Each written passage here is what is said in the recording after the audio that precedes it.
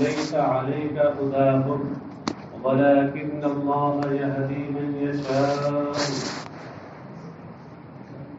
وما تنفقوا من خير فلأنفسكم وما تنفقون إلا ابتغاء وجه الله وما تنفقوا من خير يوفى إليكم وأنتم لا تظلمون۔ صاحب کی شان نزول بتا رہے ہیں۔ ابتدا میں یہ تھا کہ ہجرت کے ابتدائی زمانے میں کہ بعض جو مالدار مسلمان تھے تو وہ اپنے رشتہ داروں کو جو حالت کفر و شرک میں تھے ان کو بھی کچھ مال دے دیا کرتے تھے، شروع میں دے دیا کرتے تھے۔ اس کے بعد پھر جب لوگوں کی کچھ رشادوانیاں بڑھیں تو لوگوں نے دینا بند کر دیا تاکہ یہ جب پریشان ہو سکتا ہے پریشان ہو کر کے اور اسلام لے آئے۔ تو یہ آیت نازل ہوئی اس وقت، لیس علیک ہداہم ولکن اللہ یہدی من یشاء، کہ انہیں منزل مقصود تک پہنچانا، اسلام کی منزل تک پہنچا دینا، یہ آپ کا کام نہیں ہے۔ آپ کا کام تو ہے تبلیغ، یہ کام اللہ کا ہے، وہ جسے چاہتا ہے صحیح منزل مقصود تک سے پہنچاتا ہے۔ وَلَمَّا مَنَعَ صلی اللہ علیہ وسلم من التصدق علی المشرکین، یہ جو لوگ دیتے تھے یہ سرکار کی بارگاہ میں آئے تھے، سرکار نے منع کیا تھا اسے۔ جب رسول اکرم صلی اللہ علیہ وسلم نے مشرکین کو صدقہ دینے سے منع فرما دیا اس غرض سے تاکہ وہ اسلام لے آئیں، تو یہ آیت نازل ہوئی کہ لیس علیک ہداہم اے ہدی الناس الی الدخول فی الاسلام، آپ کے اوپر لوگوں کو اسلام میں داخلے کی راہ پر لگانا، راہ تک پہنچانا، یہ آپ کا کی ذمہ داری نہیں ہے۔ انما علیک البلاغ، آپ کے ذمے تو صرف تبلیغ ہے، یعنی میرا پیغام پہنچا دینا۔ ولیکن اللہ یہدی من یشاء ہدایتہ الی الدخول فی الاسلام، فیہ فی الاسلام، لیکن اللہ جسے ہدایت دینا چاہتا ہے اسے اسلام میں داخل ہونے کی ہدایت دے دیتا ہے۔ یہ اللہ کا کام ہے۔ آپ کا کام گویا صرف راستہ دکھانا ہے، تبلیغ کرنا ہے اور احکام پہنچا دینا ہے، منزل مقصود تک پہنچانا آپ کا نہیں، اللہ کا کام ہے۔ وَمَا تُنْفِقُوا مِنْ خَيْرٍ فَلِأَنفُسِكُمْ، خیر کی تفسیر مال سے کی، یہ جگہ جگہ آیا ہوگا کہ خیر بول کر مال بڑھا دیا، اور اشارہ یہ ہے کہ مال اللہ کی نعمت ہے، خیر ہی خیر ہے، خیر کے کاموں میں صرف تو کیا جائے، اور اگر اس کو غلط کام میں صرف کیا جائے تو کبھی کبھی اچھی چیزیں بھی غلط ہو جاتی ہیں۔ وَمَا تُنْفِقُوا مِنْ خَيْرٍ مَالٍ فَلِأَنفُسِكُمْ، اور جو مال بھی تم خرچ کرو فَلِأَنفُسِكُمْ، خرچ کرو گے فَلِأَنفُسِكُمْ، وہ تمہارے اپنے فائدے کے لیے، لام یہاں انتفاع کے لیے، فَلِأَنفُسِكُمْ لِأَنَّ ثَوَابَهُ لَهَا، اس لیے کہ اس کا ثواب خود تمہاری ذاتوں کے لیے، لہا میں ضمیر کا مطلب انفس ہے۔ وَمَا تُنْفِقُونَ إِلَّا ابْتِغَاءَ وَجْهِ اللَّهِ، اور تم اللہ کی رضا طلب کرنے ہی کے لیے خرچ کرتے ہو۔ کیا مطلب ہے؟ یعنی تمہیں اللہ کی رضا طلب کرنے ہی کے لیے خرچ کرنا چاہیے۔ خبر بمعنی النہی، آگے نا، یہ ما تنفقون یہ جملہ خبریہ ہے، لا تنفقون کے معنی ہے خبریہ مگر نہیں کے معنی میں ہے، انشاء کے معنی میں یعنی لا تنفقون الا ابتغاء وجه اللہ اے ثوابہ لا غیرہ. تو ما تنفقون الا ابتغاء وجه اللہ اے ابتغاء ثوابہ، یہ کہ تم اللہ کی رضا یعنی اس کا ثواب حاصل کرنے ہی کے لیے خرچ کرو. لا غیرہ من اغراض الدنیا، اس کے علاوہ دوسرے اور اغراض و مقاصد سے نہیں. یہ جو لا غیرہ من اغراض الدنیا نکالا ہے، اس سے اشارہ کیا ہے کہ ما اور الا کی جو تعبیر اختیار کی گئی ہے اس سے حصر کے معنی پیدا ہوئے. حصر اور قصر، قصر کا باب علم المعانی میں پڑھا ہوگا. ہاں، وہاں جو قصر کے ذرائع ہوتے ہیں ان میں سے ایک بڑا اہم اور معروف ذریعہ ہے حرف نفی اور حرف استثناء کا ایک ساتھ استعمال. لیسا ھذا الا ذاکا، یہ لیسا اور الا کا جو استعمال ہے یہ حصر اور قصر کے معنی پیدا کرتا ہے. وما تنفقوا من خیر یوفى الیکم وانتم لا تظلمون، اور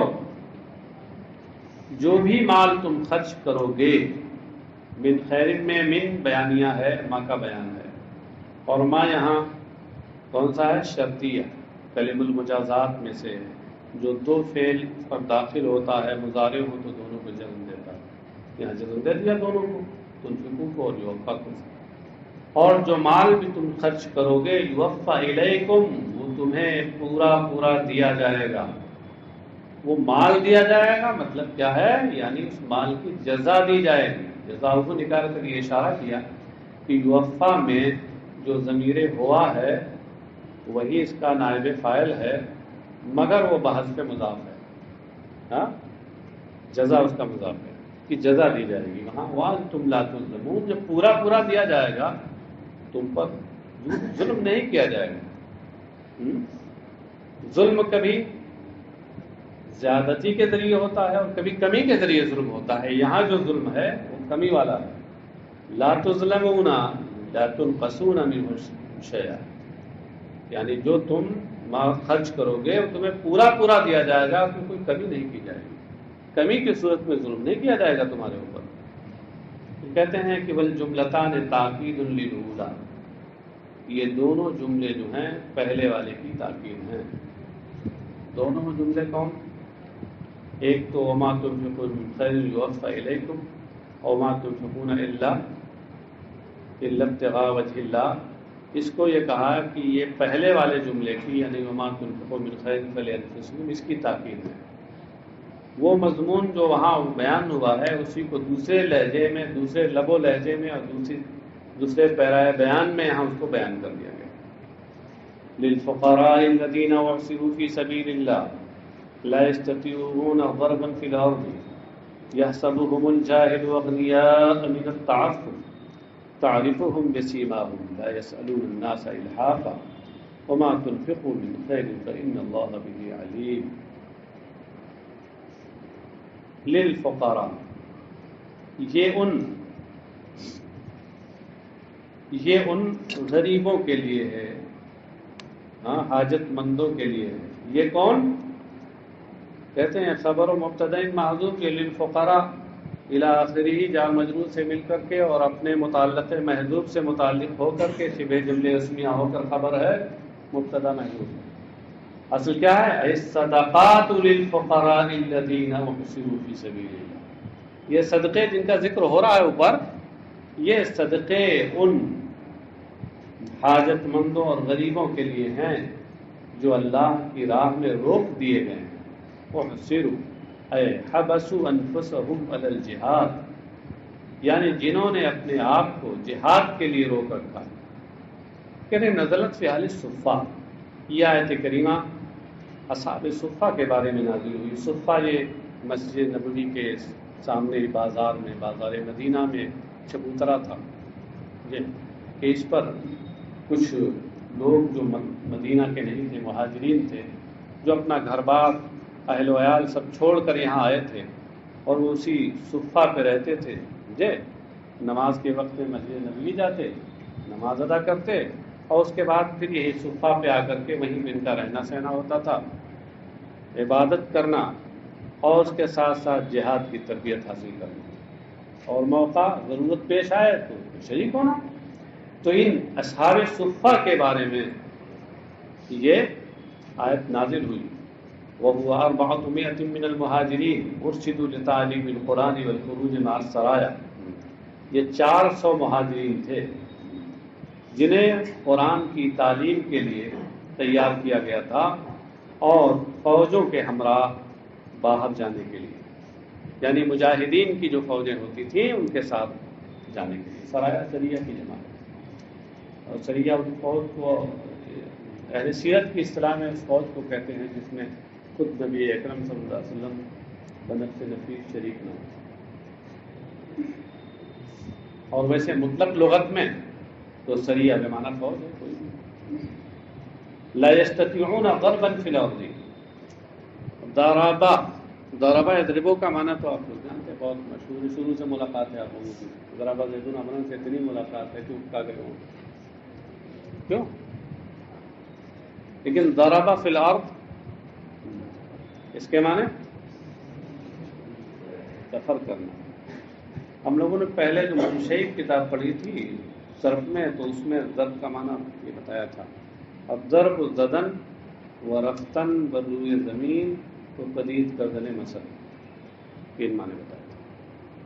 ضرب کا معنی زدن مارنا، و رفتن بروئے زمین اور زمین میں چلنا، سفر کرنا، تو قدید کردن مثل اور مثل بیان کرنا، ضرب مثلا ہوتا ہے نا، تین ہی نہیں ہو تو ایک لمبی فہرست ہے ان کے معنی کی، تین معنی مشہور ہیں، لغت آپ دیکھیں گے نا تو شاید پورا پورا صفحہ آپ کو ملے گا۔ جی،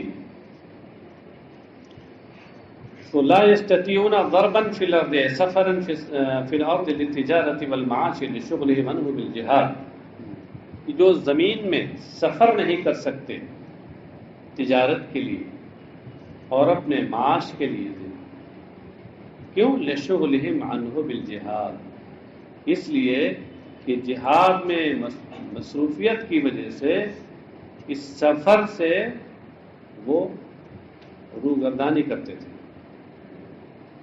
ہے نا، کیونکہ وہ جہاد میں، جہاد سے مراد کیا ہے؟ جہاد کی تیاری ہے، اور جہاد یہاں معنی عام میں ہے، اس لیے کہ یہ بات تو اہل صفہ کے بارے میں، یہ آیت تو اہل صفہ کے بارے میں نازل ہوئی ہے، اور اہل صفہ کے بارے میں اوپر بتایا ہے کہ ارشدوا لتعلیم القرآن والخروج مع السرایا، دو کام تھے ان کے، ہاں، ایک تو قرآن کی تعلیم حاصل کرنا، دین کی تعلیم حاصل کرنا، اور دوسرے ضرورت پڑنے پر مجاہدین کے دستوں کے ساتھ جہاد میں نکلنا، یہ مقصد تھا ان کا۔ تو اب یہاں لشغلهم عنه بالجہاد کا جو لفظی معنی ہے وہ مراد نہیں ہے، کیونکہ لفظی معنی تو یہ ہے کہ جہاد میں مصروفیت کی وجہ سے وہ اس سفر سے روگردانی کرتے تھے، ہاں، کیا ہر وقت جہاد میں مصروف رہتے تھے؟ اوپر جو بتا دیا جائے کہ تعلیم میں مصروف رہتے ہیں، جہاد کی تیاری میں بھی لگے رہتے ہیں، تو اس لیے یہ یہاں کہا جائے گا کہ جہاد سے مراد جہاد کی تیاری ہے، یا جہاد سے مراد بطور مجاز اللہ کی فرما برداری کے کام ہیں، ہاں، بلفظ دیگر جہاد نفس اس سے مراد ہے، اور جب جہاد نفس کا معنی آپ لے لیں گے عبادت کے معنی میں، تو اب اس کے اندر یہ عام ہو جائے گا، ان دونوں چیزوں کو شامل ہو جائے گا۔ ساوی کے حوالے سے محشی نے نیچے تعویل لکھی ہے، بالجہاد فی طاعت اللہ اما بالغزو اور بتعلمهم القرآن، یحسبهم الجاہل بحالهم مغنیاء، جو شخص ان کی حالت سے ناآشنا ہے، ناواقف ہے، انہیں مالدار سمجھے گا۔ بحالہم یہ نکالا ہے، جاہل کا متعلق نکالا ہے، جو شخص ان کی حالت سے ناواقف ہے، ان کی حالت سے ناآشنا انسان انہیں مالدار سمجھتا ہے۔ من التعفف اے لتعففہم عن السؤال وترکہ، من التعفف اس کی تفسیر میں کہتے ہیں لتعففہم، من کی تفسیر لام سے کر کے اشارہ کیا کہ سببیہ ہے، تعلیلیہ ہے، من لام کے معنی میں، اور تعفف کی تفسیر تعففہم سے کر کے اشارہ کیا کہ تعفف میں الف لام عہد خارجی کا ہے یا مضاف الیہ کے عوض میں ہے، اصل میں ہے تعففہم عن السؤال۔ اور پھر اس کے بعد وترکہ جو نکالا ہے، تو یہ واو عطف تفسیری کے لیے ہے، اور ترکہ ایک تفسیر ہے تعفف کی۔ تعفف کا لغوی معنی کیا ہے، اس کی تفسیر و توضیح کیا ہے وہ بتا دیا۔ تو مطلب کیا ہوا کہ ان کی حالت سے جو انسان ناواقف ہے انہیں مالدار سمجھے گا، ان کے بچنے کی وجہ سے، یعنی ان کے سوال چھوڑنے اور اس سے بچنے کی وجہ سے۔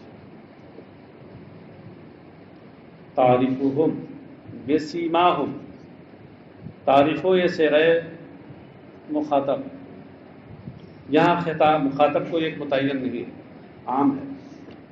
تعریفہم بسیماہم، اے مخاطب کسے باشد، سمجھے؟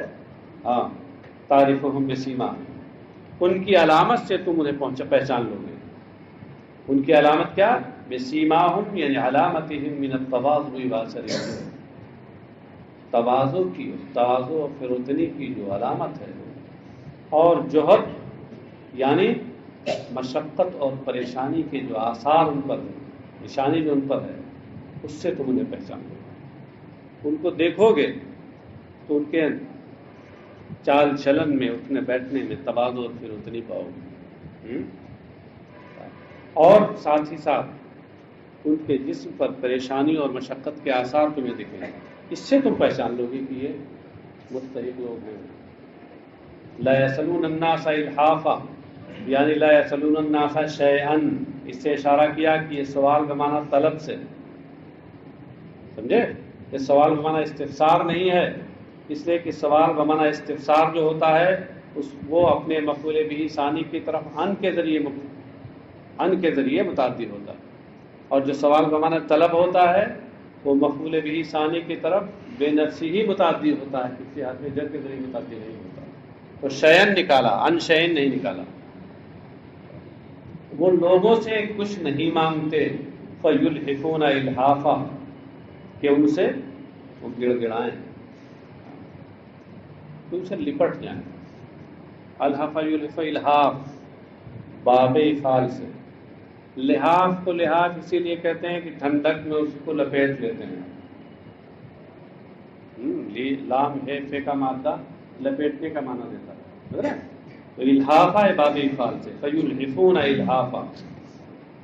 اصل میں عبارت جو قرآن کریم کی ہے وہ یہ ہے کہ لا یسألون الناس الحافا، وہ لپٹتے ہوئے، اصرار کرتے ہوئے لوگوں سے سوال نہیں کرتے۔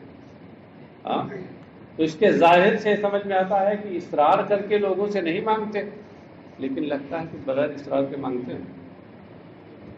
ہاں، تو یہ یہاں پر الحافن سے پہلے یلحفون مفسر نے نکال کر یہ اشارہ کیا کہ یہاں ہر طرح کے سوال اور طلب کی نفی ہے، سوال مطلق کی نفی ہے گویا، ہاں، مقید کی نہیں جس میں سے قید کی نفی ہو جائے۔ عموماً جب مقید کی نفی ہوتی ہے عام طور سے قید کی نفی ہوتی ہے، مقید باقی رہتا ہے۔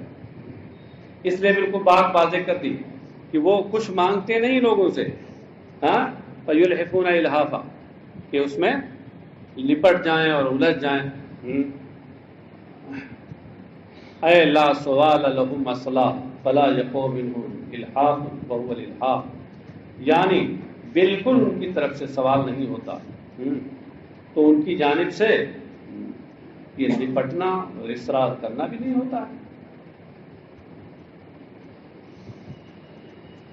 اچھا، مانگنے والے جو ہوتے ہیں نا بالکل ایک دم لپٹ بھی جاتے ہیں۔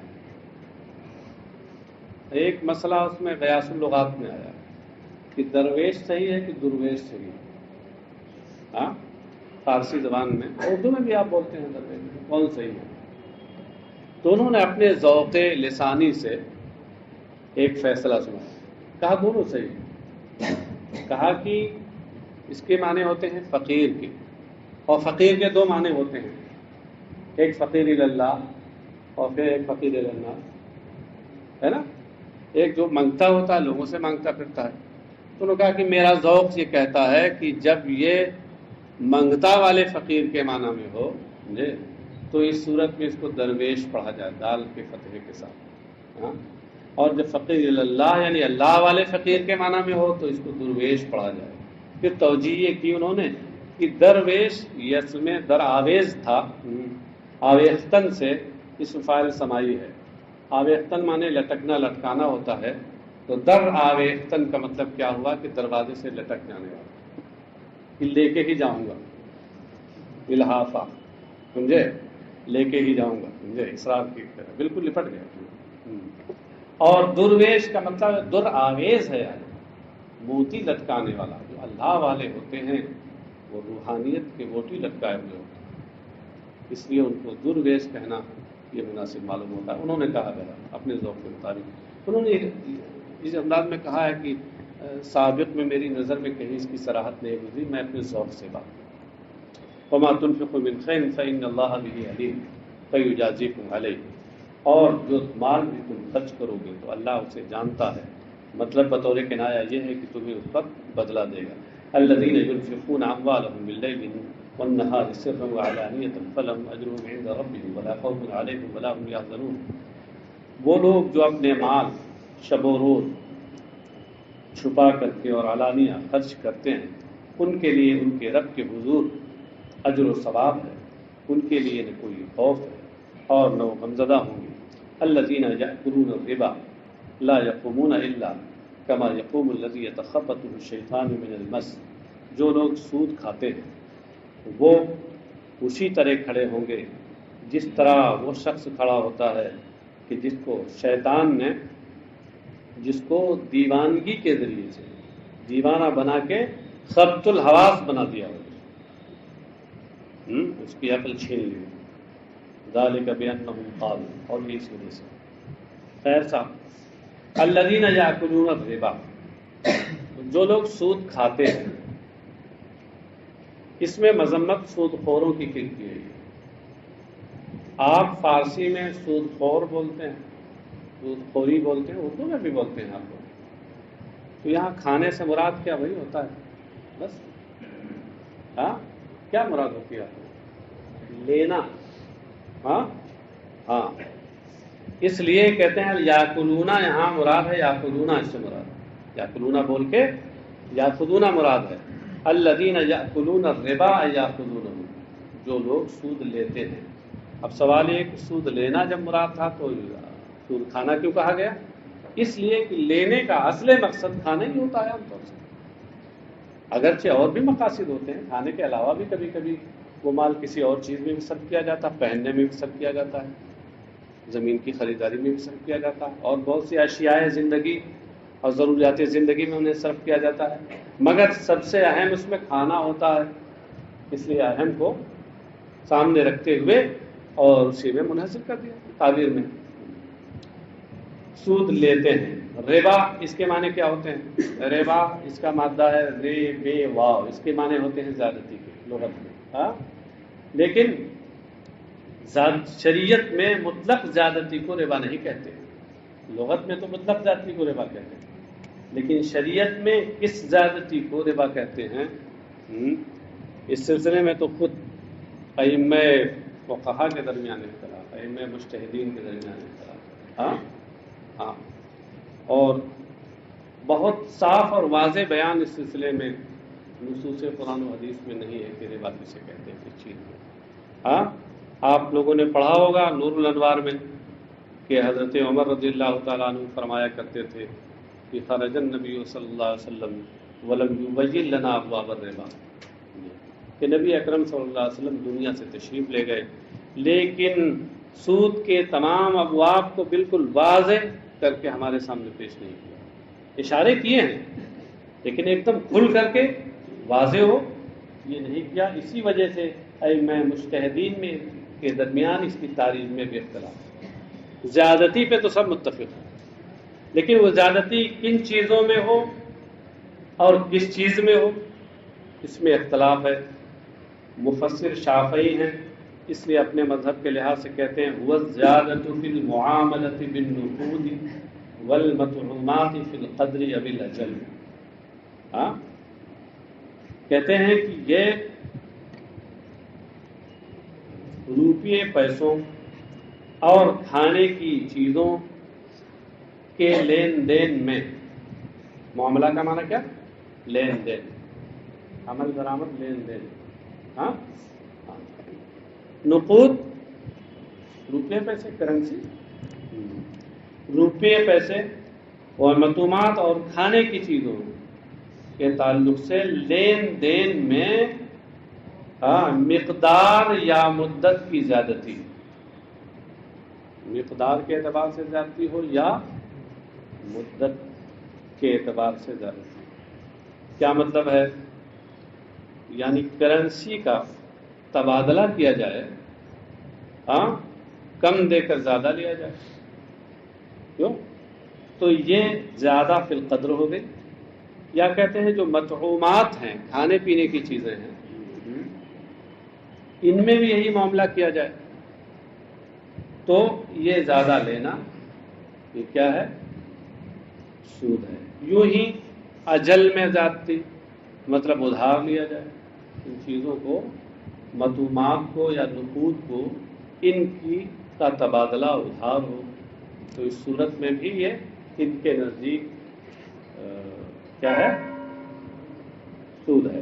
اور ہمارے ہاں سود کی بنیادیں کیا ہیں؟ قدر اور جنس، ایک مقدار اور دوسرے ہم جنس ہونا، اور یہ 6 چیزوں میں یہ منحصر ہے۔ حاشیہ نمبر 21 میں دیکھیے، فی القدر والاجل بدلا بدل من قول فی المعاملہ، وعند ابی حنیفہ الربا فضل فی الکیل والوزن۔ امام ابو حنیفہ کے نزدیک وہ زیادتی جو ناپ میں ہو یا وزن میں، یعنی مکیلات و موزونات میں جو زیادتی ہو، وہ یجری فی الاشیاء الستہ، یہ 6 چیزوں میں جاری ہوتی ہے، الذهب والفضہ والحنطہ والشعیر والتمر والمیل۔ اب اسی سے تعدی کر کے اور یہ حکم آگے تک بھی پہنچا ہے، جہاں جہاں قدر و جنس مشترک پائی جائیں گی، علت پائی جائے گی، تو حکم وہی لگا دیا جائے گا سود کا۔ یہ بات بہت لمبا ہے، فقہ کی کتابوں میں باضابطہ اس کی تفصیلات موجود ہیں۔ خیر، یہ اپنے مذہب کے لحاظ سے انہوں نے، چونکہ ان کے ہاں جو چیز ہے وہ ایک ہے طعام یعنی مطعوم ہونا، اور دوسرے ایک نقد ہونا، یہ 2 چیزیں ایسی ہیں کہ جو ان کے یہاں بنیاد ہے، اس لیے اس کے لحاظ سے تعریف کرتی ہے۔ تو بہرحال حاصل یہ ہے کہ جو لوگ سود کھاتے ہیں، سود لیتے ہیں، لا یقومون الا، لا یقومون، وہ کھڑے نہیں ہوں گے، من قبورہم، اٹھیں گے نہیں اپنی قبروں سے، الا کما یقوم الذی یتخبطہ الشیطان من المس، الا قیامن، قیامن نکال کر کے یہ بتایا کہ یہ کما یقوم جو ہے یہ بمنزلہ مفعول مطلق ہے، لا یقومون کے مفعول مطلق کے درجے میں ہے، لیکن ڈائریکٹ نہیں، بلکہ قیامن موصوف سے متعلق ہو کر، قیامن موصوف کی صفت بن کر، یعنی قیامن ثابتاً کما یقوم الذی یتخبطہ، وہ ایسے ہی کھڑے ہوں گے جس طریقے سے وہ کھڑا ہوتا ہے کہ یتخبطہ یعنی یسرہ الشیطان من المس الجنون،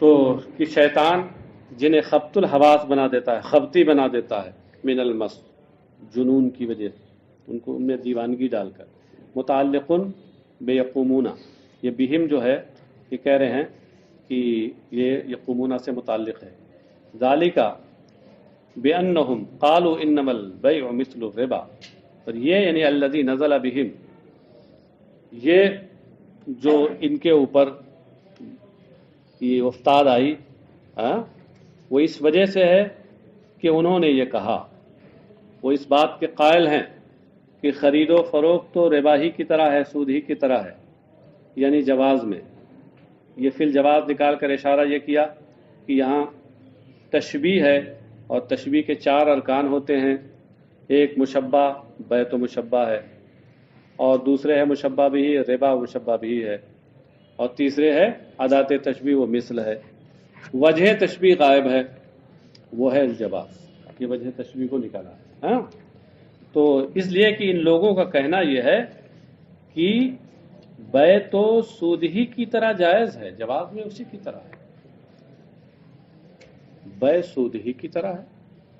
کہنا کیا چاہے یہ لوگ کہ سود بے کی طرح ہے. جس طرح بے جائز ہے ایسے سود بھی جائز ہے، مگر بجائے اس کے ان لوگوں نے ایک تشبیہ الٹ دی اور کہا کہ بے سود کی طرح. باب تشبیہ میں دیکھیے، یہ خیال کیجیے، جب تشبیہ ایک چیز کو دوسری چیز سے دی جاتی ہے تو وہاں یہ ہوتا ہے کہ وجہ تشبیہ تو دونوں میں قدر مشترک کے طور پہ پائی جاتی ہے، مگر وجہ تشبیہ جس میں زیادہ زور اور قوت اور طاقت کے ساتھ پائی جاتی ہے اس کو مشبہ بھی بنایا جاتا ہے، اور جس میں کمزوری کے ساتھ پائی جاتی ہے اس کو مشبہ بنایا جاتا ہے. یہی طریقہ ہے، سمجھے؟ کبھی کبھی ایسا ہوتا ہے کچھ ہوشیار لوگ تشبیہ کو الٹ دیتے ہیں، اس کو تشبیہ معکوس اور تشبیہ مقلوب کہتے ہیں، تشبیہ الٹ دی، سمجھے؟ ہاں، وہاں یہ بتانا چاہتے ہیں وہ، اس اپنے طرز عمل سے بتانا چاہتے ہیں کہ لوگوں تم جس میں اس صفت کو زیادہ زوردار انداز میں پاتے ہو اور جس کو تم یہ سمجھتے ہو کہ یہ مشبہ بھی بننے کے لائق ہے، ارے وجہ تشبیہ والی صفت اس میں نہیں، مشبہ میں زوردار انداز میں پائی جا رہی ہے، اور میرے نزدیک وہ اس لائق ہے کہ اب اس کو مشبہ بھی بنایا جائے. سمجھ گئے؟ اس میں مبالغہ بھی ہوتا ہے تشبیہ مقلوب میں. یہ باب آپ لوگوں نے پڑھا ہوگا بھائی، کیوں؟ مقلوب کا.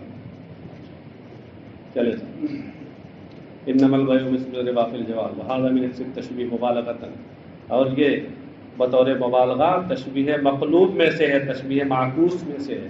فقال تعالی ردا علیہ، اللہ تعالیٰ نے ان کی تردید فرماتے ہوئے ارشاد فرمایا وَأَحَلَّ اللَّهُ الْبَيْعَ وَحَرَّمَ الرِّبَا، اللہ نے بیع کو تو حلال فرمایا اور سود کو حرام فرمایا. فمن جاءه یعنی بلغه موعظۃ اے وعظ من ربہ فانتہى نقلہ فلہ ما سلف، تو جس کے پاس اس کے رب کی جانب سے نصیحت آ جائے اور پھر یہ سود خوری سے باز آ جائے، فلہ ما سلف یعنی ما سلف قبل النہی، سلفہ بمعنی مضى وتقدم، تو اس ممانعت سے پہلے تو اس کے لیے جائز ہے، وہ سود جائز ہے ما سلف قبل النہی، کہ جو ممانعت سے پہلے ہو چکا یعنی لے چکا ہوا. اے لا یسترد منہ، مطلب یہ ہے کہ اب اس سے وہ سود واپس نہیں لیا جائے گا. آیت ممانعت نازل ہونے سے پہلے جو سود کا کاروبار اس نے کر لیا اور جو فائدہ اٹھایا اس سے واپس نہیں لیا جائے گا، اس وقت مکلف ہی نہیں تھا وہ. وَأَمْرُهُ إِلَى اللَّهِ، اور اس کا معاملہ اللہ کے حوالے ہے، یعنی اس سے معافی کے تعلق سے اس کا معاملہ اللہ کے حوالے ہے.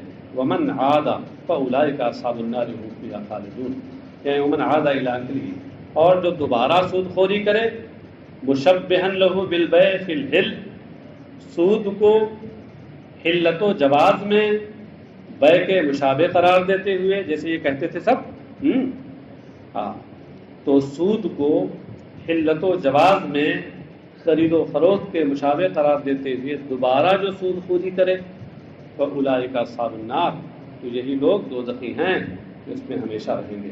یمحق اللہ الربا ویربی الصدقات واللہ لا یحب کل کفار اثیم، اللہ سود کو گھٹاتا ہے، یمحق یعنی ینقصہ ویذہب برکتہ، اسے گھٹاتا ہے، مطلب کیا ہے؟ اس کی برکت ختم کر دیتا ہے.